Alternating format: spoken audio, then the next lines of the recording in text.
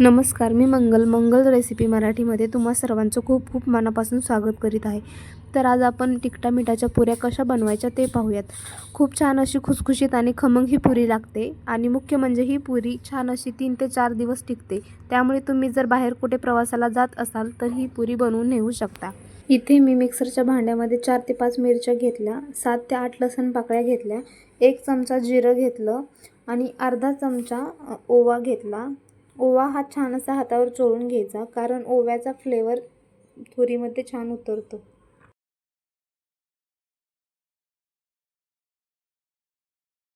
त्यानंतर इथे मी बारीक चिरलेली कोथिंबीर घेतली आणि थोडंसं मीठ घेतलं.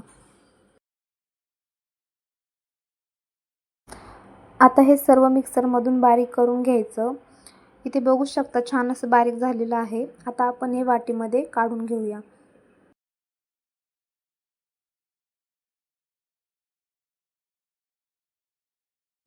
इथे मी 2 वाट्या गव्हाचे पीठ घेतलेलं आहे.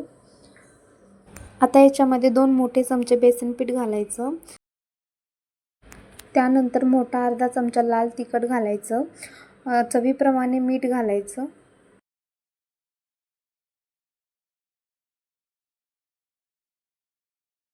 आता आपण मगाशी बारीक केलेला ठेचा घालून घेऊया. 1 चमचा हळद घालून घेऊया आणि 1 चमचा धना पावडर घालू. आता हे सर्व छान असं मिक्स करून घ्यायचं. इथे तुम्हाला पुरी कडक आणि खुसखुशीत हवी असेल तर तुम्ही 2 मोठे चमचे गरम तेलाचे मोहनही घालू शकता. आता आपण पीठ मळायला घेऊया. इथे मी थोडे थोडे पाणी घालून पीठ मळत आहे. एकदाच जास्त पाणी घालून पीठ मळू नका, कारण आपल्याला पीठ थोडं घट्टसर मळून घ्यायचे आहे.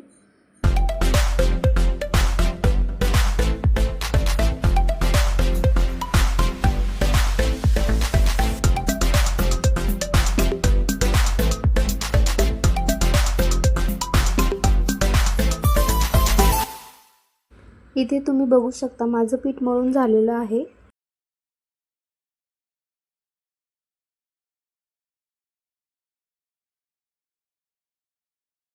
आता आपल्याला थोडंसं तेल घेऊन पीठ मऊसूर मळून घ्यायचं आहे.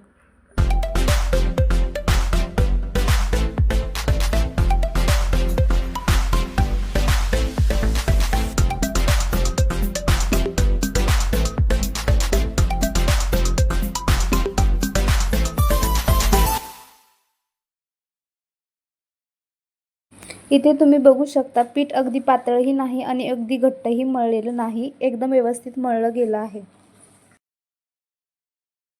आता हे पीठ आपल्याला 5 ते 10 मिनिट मुरत ठेवायचं आहे. हे बघू शकता तुम्ही पीठ छान मुरलं आहे. आता आपण याच्या पुऱ्या लाटून घेऊया.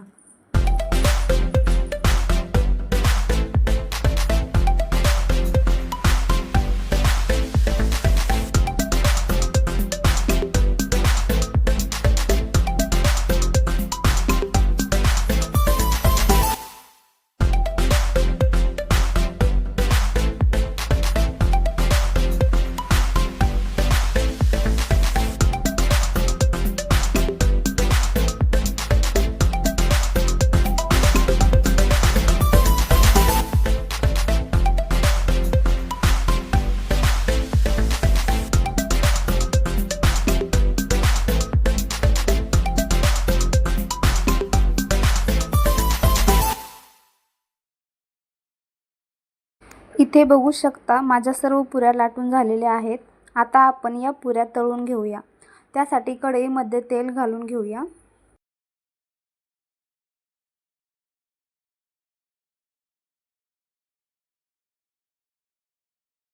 इथे तुम्ही बघू शकता तेल गरम झालेलं आहे. आता आपण सर्व पुऱ्या तळून घेऊया.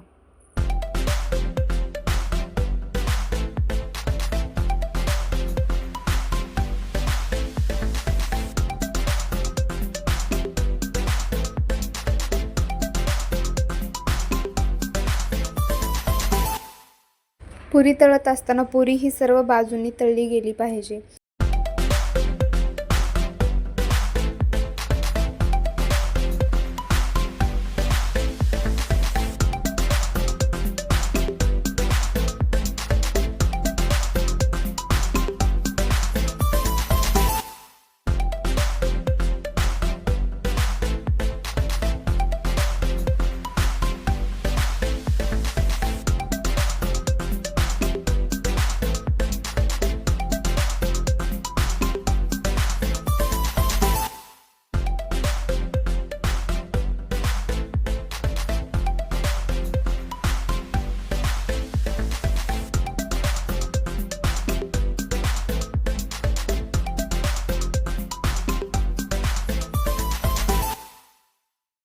इथे तुम्ही बघू शकता माझ्या सर्व पुऱ्या तळून झालेल्या आहेत.